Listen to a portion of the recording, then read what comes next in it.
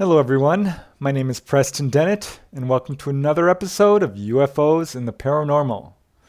Today's episode is an unusual one. I call it Alien Symbols on the Skin. I'm not talking about scoop marks here, or bruises. There are many cases like that. What I'm talking about is something much more unusual. These are cases in which people who have had a very close encounter are left with a weird alien symbol on their skin. These cases are actually quite unusual, and yet there are enough, I think, that it bears looking into.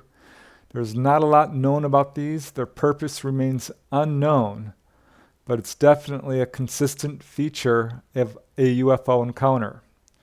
Now, alien symbols are nothing new. They've certainly appeared on a number of UFO craft.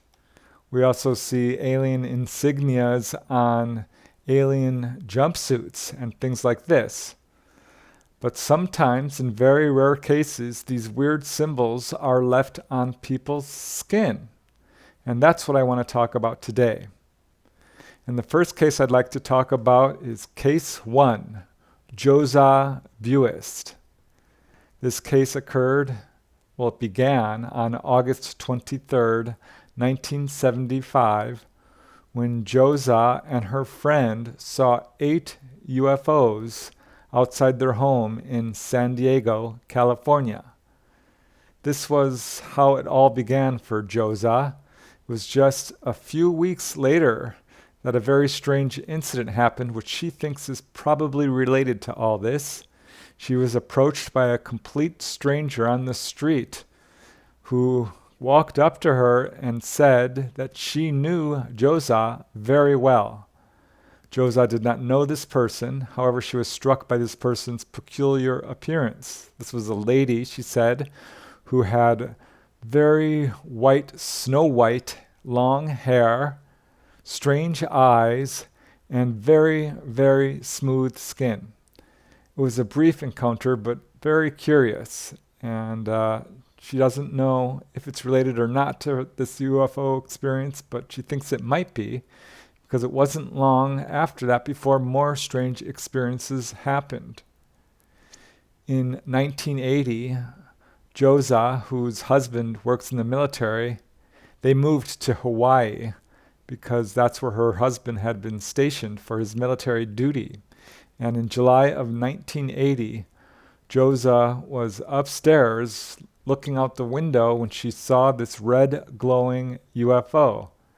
And as soon as she saw it, she started to feel really faint. She called her husband. He came running up, and the UFO took off. But it was exactly 1 week later when JOZAA woke up and found herself on board a UFO. She was in a small room lying on what looked like a metallic table, and there were these figures standing around her, which were bald and had slits for eyes. And this is how her experiences began. Following this, she was abducted a few more times. On one occasion, the ETs brought her on board and showed her a map which showed all the military installations across the United States. And they had several questions for her. They asked her why the U.S. government was letting people go hungry. They also wanted to know why there was so much pollution, which they indicated was destroying our own race. And they told her that they are simply there to observe. It was a couple of years later, in 1982, JOZAA and her husband were back in San Diego, and JOZAA was on the couch in the living room when she suddenly fell asleep and woke up sometime later and felt that her arm was hurting pretty bad. And she looked on her arm, and there was this weird symbol, fairly large, covering a good portion of her arm, and it was quite painful. So they actually went to the doctor, and the doctors were very concerned because x-rays showed that there was what appeared to be a metallic disc in this area where the alien symbol was. So maybe this was a result of an implant operation. Hard to say, but the mark is still on JOZAA's arm, and she has no idea what it means. The aliens did not tell her. But sometimes they do, as in this next case. Case 2 that I want to talk about, I call Antonio Carlos FERREIRA. This case is actually covered in the book UFO Abduction at Mirasol by Walter Buehler. This is a very interesting abduction case which occurred on June 28, 1979 in Mirasol, Brazil. The main witness was a night watchman, and on June 28, 1978, he looked up and saw this glowing red light in the sky. It got lower and lower, it started zigzagging, and suddenly it came and landed on the ground near him. Two beings dressed in shiny silver suits came out and approached him and dragged him on board the craft. Antonio Carlos had his dog with him, a guard dog. The dog tried to attack the beings, and the beings aimed a little sort of light at the dog, which rendered the dog unconscious. Antonio Carlos was brought on board, and the next thing he remembers, he's being let go. So he had missing time. He didn't have any real memory of what happened on board. But what's interesting about this case is there was considerable physical evidence. The area where this UFO had landed was swept clean of debris. There was also some burn marks on nearby trees. Magnetic readings were taken, and metal objects within this area had varying degrees of magnetism depending on how close they were to the actual landing site. Jose Antonio's clothes were ripped and stained, and most interesting, he had this weird mark on his arm. He ended up going under hypnosis, and under hypnosis he recalled an abduction scenario very much like the original abduction that was first publicized ever by Antonio Villas-Boas. Like Antonio Villas-Boas, Antonio FERREIRA remembered being pulled on board, and he was physically examined. His clothes were removed. ETs covered his body in this weird oil substance, and he was seduced by a female ET. And they indicated that they were trying to reproduce and make a child. This is, of course, a pretty common feature in onboard UFO accounts. So Jose's case certainly matches in that detail. But another very strange thing happened. Right before they released Antonio, they told him they would see him again, and they began to mark his arm with a needle-like instrument, and it was this very large mark, which was essentially a cross with a circle around it. And they told Antonio FERREIRA that this was their mark and that they would see him again. And sure enough, they did. Following this, Antonio Carlos had a series of abductions, at least 10 of them. And on each case, they would mark him with this peculiar mark. So this happened so many times that Antonio's body soon became almost covered by these strange marks. As the investigators reported, we observed and photographed similar marks on his body in the left chest region. We found 2 more of these cross marks on his trunk and abdomen. And they soon found evidence of more marks. Each of these marks took about 4 months to heal. But these abductions were so frequent that Antonio pretty much always had one of these symbols on his body. And again, the aliens told him that this was their emblem. So I don't know what's going on here. Antonio did show evidence of having a disc-like implant beneath one of these body marks, very much like described by JOZAA BUIST. So again, maybe that's what's going on here, or maybe this is more akin to a tattoo. It's certainly not unique. Another very interesting case took place in Colorado Springs, Colorado, to a man by the name of Noah. That's a pseudonym. I did cover this case in my book, UFOs over Colorado. This particular incident took place on July 5th, 2011, and Noah had a very strange experience. It's important to note here that Noah is a C6 quadriplegic, bound to his wheelchair in his home in Colorado Springs. And one morning, he woke up to notice this weird hieroglyphic-like symbol on his right hip. It was physically hot to the touch, and it appeared almost as if it was branded into his skin. And over the next 3 weeks, it scabbed over and slowly began to heal. It was a very strange symbol. He described it as having one vertical line on the left side, 3 horizontal stacked lines in the center, 3 dots in a vertical line on the right, and a stray marking below it. And as Noah says in his own words, "At first my aide mentioned it, and I figured it was nothing until I saw it in a mirror. It was shockingly unnatural, and I felt a deep conviction it was made by intelligent design." He had no idea how this mark appeared or even why, but then suddenly and spontaneously, a short time later, he remembered. As he says, "All of a sudden in the shower, it hit me. A dream from the previous night. I remember being in a bright room or area, feeling very calm and not scared.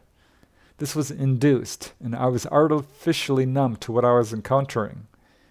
An entity proceeded to ask me questions about my spinal cord injury. I was asked specifically about my hands and fingers and arms.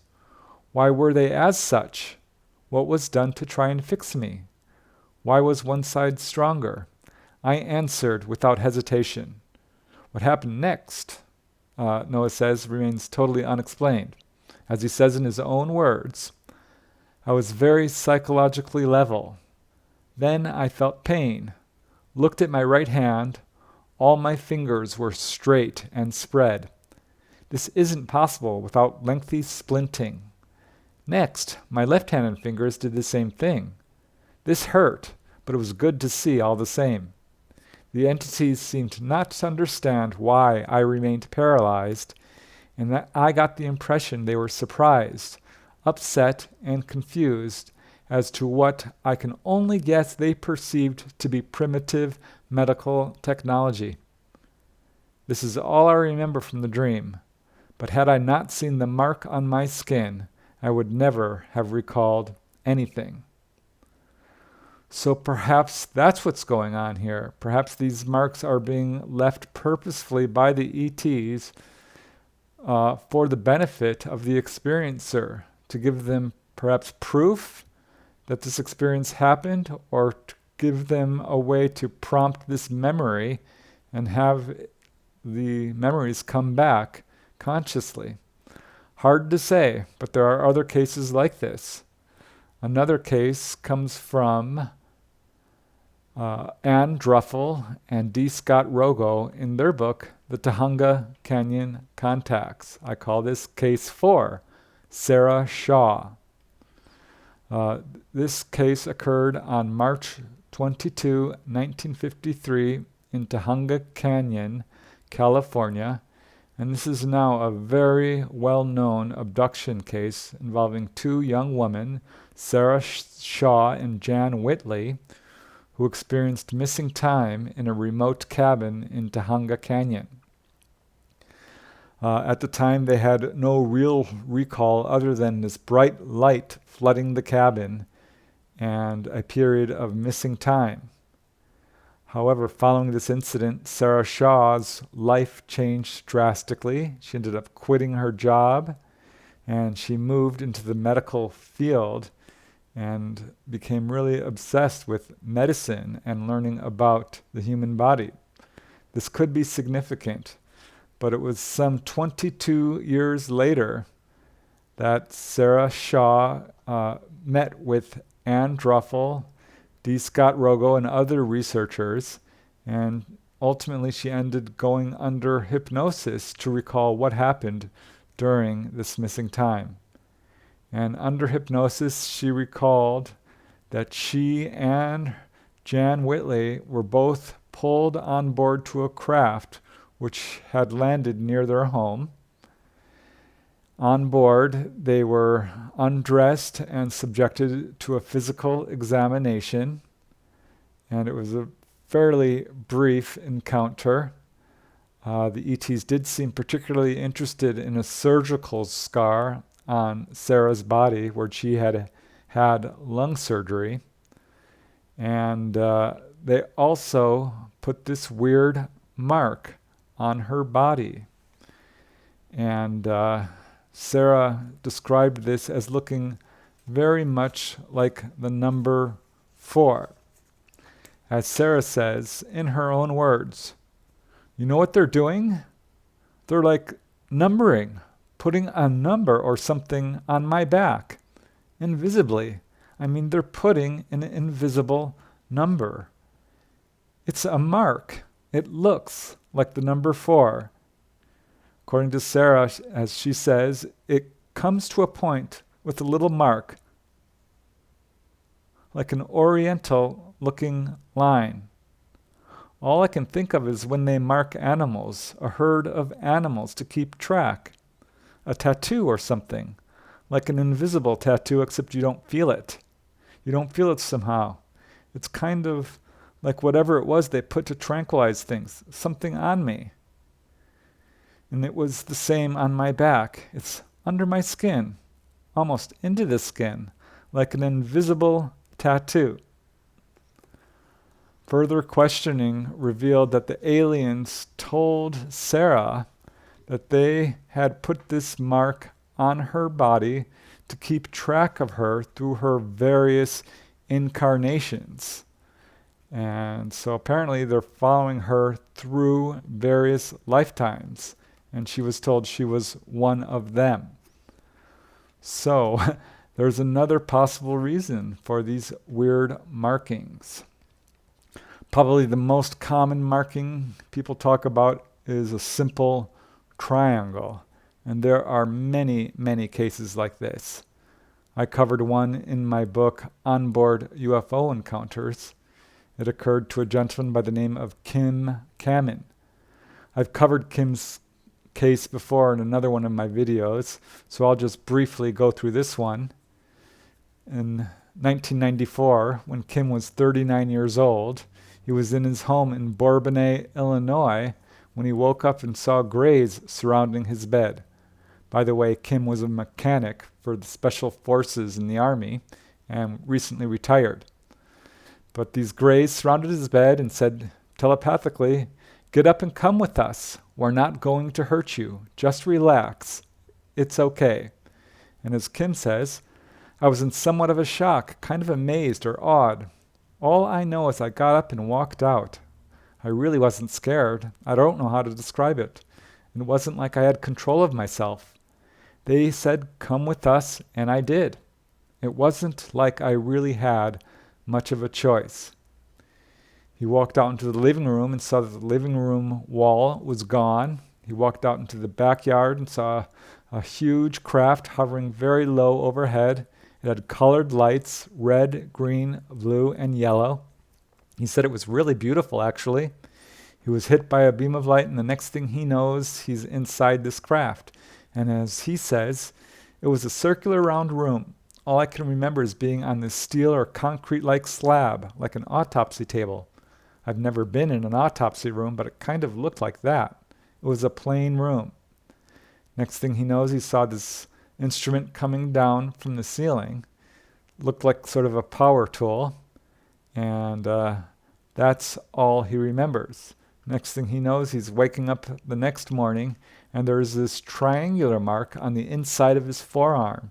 It's about 3 inches below the elbow.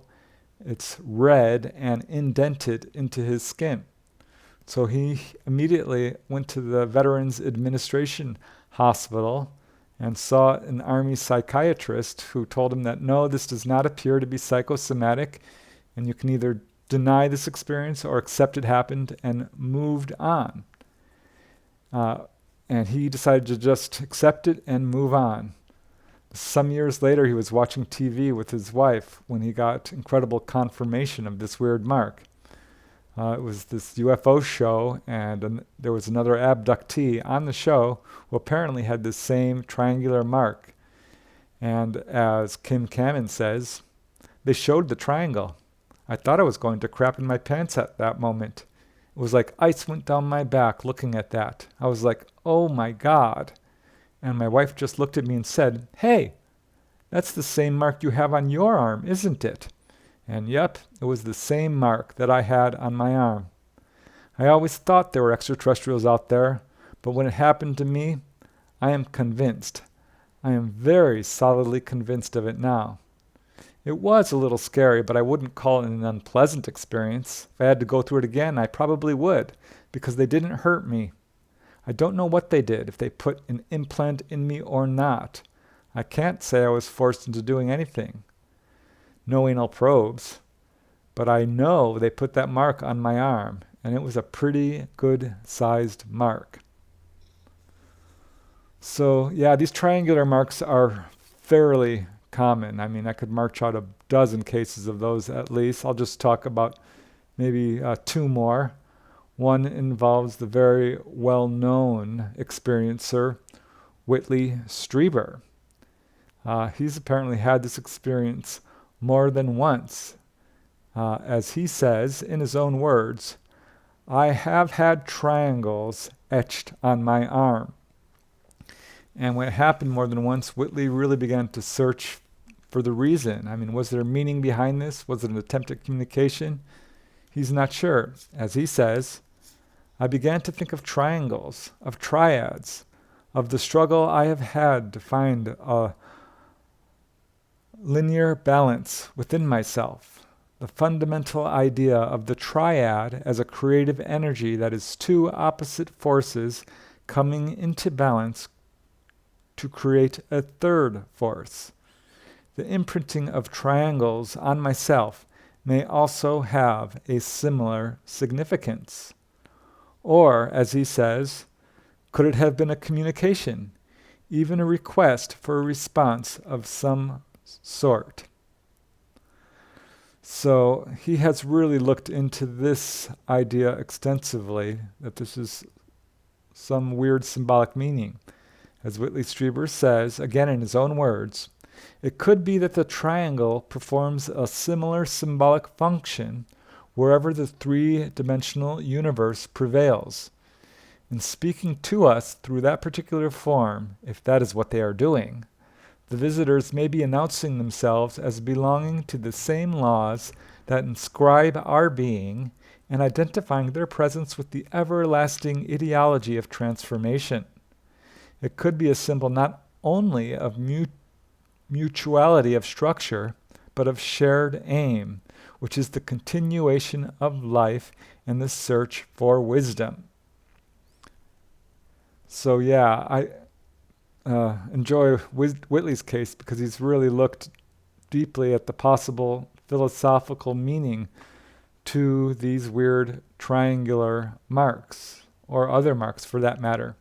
I have had another case, which I researched briefly, involving a young woman who experienced a UFO sighting and missing time at Topanga Beach, California, right on the coastline there. And as she says, or actually as one of the witnesses involved in this says, my daughter knew somebody at her school who said she was out in Malibu, down near the beach, and this UFO hovered near, and then they got the real strong impression that they were supposed to leave this location. So they got out of the water and left. And she said that she had this little triangle on her arm afterwards. So yeah, the triangles are quite common. But the case I really wanted to talk about, and the real reason why I did this video, is the 8th case I'd like to talk about, which involved a lady by the name of Linda. I won't use her last name, but that is her real name. And she is a therapist and a very interesting lady who I met at a Burbank MUFON meeting. And she had a really remarkable experience with alien symbols. It probably began early in childhood, but at this point, Linda was not aware of it. Her first real conscious memory of anything having to do with UFOs occurred when she was an adult in June of 1980, when she was driving along the Pacific Coast Highway through Santa Monica with her friend. And they looked out on the water and saw this glowing object floating on the water. And Linda was perplexed because it didn't look like a normal boat. And as she says, in her own words, I couldn't figure out what this could be. And I said to the guy with me, "What do you suppose that is?" And he turned around and looked at it, and he saw it for only a second when it just shot straight up in the air and blinked out. It didn't look like it went far enough to disappear from view, like from a distance. It just sort of stopped. It stopped being there. So that was her first really conscious UFO sighting. But this sort of began a very interesting series of events. As a young girl, Linda suffered from some pretty severe child abuse, and as a result was going through therapy, and very successfully. And in fact, it was so successful, that's why she became a therapist herself. And her therapist at some point recommended that Linda see a massage therapist, and that this would help her resolve some issues with her child abuse.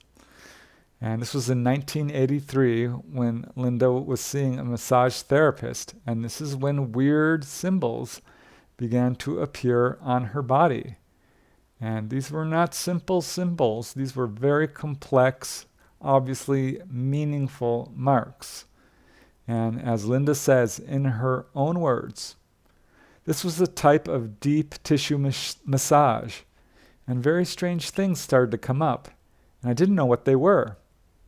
There were a lot of symbols. I would be taking a shower, and I would look down on my leg, and I would have one of those symbols on my legs.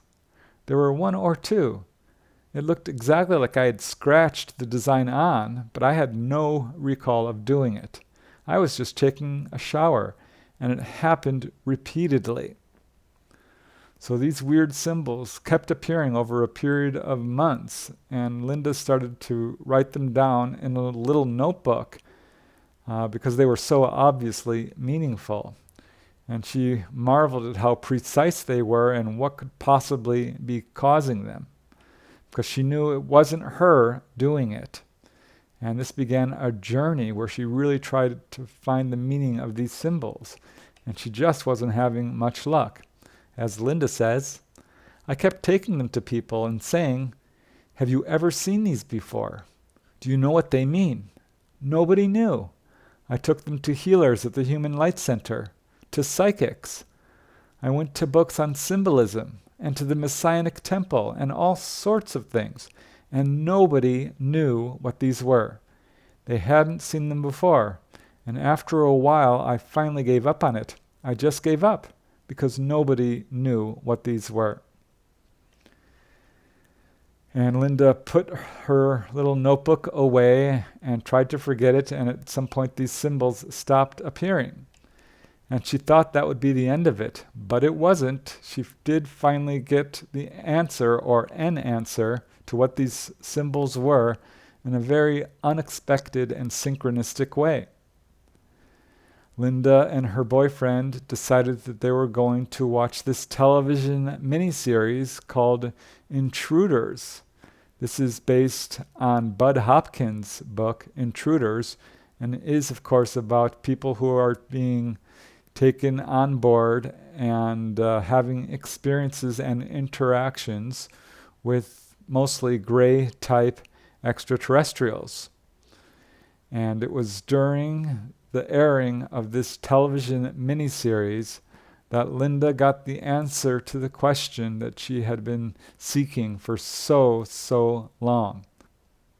There was a scene in Intruders where people were taken on board and shown symbols on the wall. And Linda recognized these alien symbols instantly. As Linda says, my boyfriend and I just sat there and glared at each other because those were the symbols I had been drawing. I saw them on that show. And these are the things that had been surfacing in 1983, which nobody could identify. And since I had recorded the television program, I backed it up and freeze-framed it and did drawings off the screen of the symbols they were showing. And then I got out my drawings, and there are a number of them that are the same. And then I looked at them and I said, what the hell does that mean? What's very interesting about this particular case is those symbols that were on the television miniseries Intruders are taken from real life cases. Those are actual alien symbols portrayed on that television miniseries. Bud Hopkins wanted these to be accurate. And this really blew Linda's mind. And she thought, why the heck are alien symbols appearing on my body? And it wasn't long after that before she started to have a series of weird dreams. And this is when she realized that she was probably a contactee and had been for a very long time. Because most of these dreams were dreams about her encountering UFOs and aliens at a very young age. The first dream, Linda was 5 years old. She was in the front yard next to the swing set when a UFO appeared and began ejecting smaller probe-like objects. And that's all she remembered. But it was in the same time period that she began having another dream reflecting the same time period. And in the second dream, she was standing in a wheat field next to her home when something very strange happened. There was this UFO and a human-looking ET standing next to her, and this UFO was shining down a beam of light on the field, which had a very strange effect. As Linda says, I was in the wheat field, and someone was standing behind me, and they kept repeating over and over again, not to move. And if I moved, something would go wrong. And I was being shown, going backwards in time, everything that had happened on that spot, where that wheat field was, what the different land formations had looked like, and everything. I guess it was like virtual reality because I could actually feel the temperature and the wind and smell things. And they kept reminding me, don't move. Because some of this stuff was so beautiful, I wanted to go running off into it. And they kept saying, don't move, stay still. So this is very much like H.G. Wells and the Time Machine. Wherever this beam was, Linda was watching this area of land go back in time, going through the seasons, back through the years. It was very strange. And the third dream was even more dramatic. Linda recalled that she was outside of her home, again as a young girl, and her mother was with her, and there was a UFO landed next to the house, and it was shining a very bright beam of light on the whole house. And Linda's mother ordered Linda to go into the house, and Linda, in the dream, told her mother, no, I don't want to walk through the time beam again. So that's very interesting. I've never heard anyone describe a beam of light from a UFO as a time beam, But in the dream, Linda did go back into the house, and inside she saw what she believes are probably human-looking extraterrestrials. And as Linda says in her own words, there were these blonde people. They were all blonde. They weren't completely solid. They were somewhat translucent. And they were showing me things back in time. And they were asking me to do something. And I kept saying that I don't really trust people I can see through. So those were the series of dreams, which are very unusual, but really cemented in Linda's mind that she was probably in touch with extraterrestrials. It was just a few years later, she was with her boyfriend in Malibu at an outdoor concert when they both looked up and saw a metallic craft, totally silent, below the canyon walls, moving through the canyon. It was a very brief sighting, but both of them were absolutely convinced it was a UFO. And that's pretty much the end of her UFO experiences, as far as she's consciously aware of. I should note that Linda is profoundly psychic, has had a lot of precognition and other weird paranormal experiences. On one occasion, she looked up and saw a street light ahead of her, and she just knew it was going to go out. And sure enough, right after she looked at it, it went out, followed by all the other street lights on that street. She also had more weird dreams. One dream that she recalled was being a young girl again and being levitated out of her bed and pulled through the closed window and up into the sky. So yeah, it's pretty clear to Linda that she is probably a contactee. So that's pretty much the extent of Linda's experiences. She has no desire to go under hypnosis or anything like that. She's happy to leave things where they are. But it's a very interesting case, to say the least. I covered Linda's case in my book, Wondrous, 25 True UFO Encounters. And Linda's case is probably the ultimate case I've ever heard of weird alien symbols on a person's skin. And we still don't know what these symbols mean. This could be the result of a medical procedure. Perhaps they are putting in implants. Or perhaps this is more of a calling card, sort of a alien tattoo, to let the witness know that they have had an experience, or for the ETs to allow them to track people or to mark a person in some way. It's very hard to say, but what is interesting is these marks are not common, but certainly have turned up in many, many cases, and often they're quite similar, involving the sort of round circle with a weird design in the center. So I don't know. I don't know what these mean. That's one of the reasons I wanted to do this video, to explore this mystery further. And maybe someday we can figure it out. But until then, it remains a mystery. Well, that's it for now. I hope you've enjoyed this episode. I want to thank you once again for watching. I truly appreciate it. And until next time, keep having fun.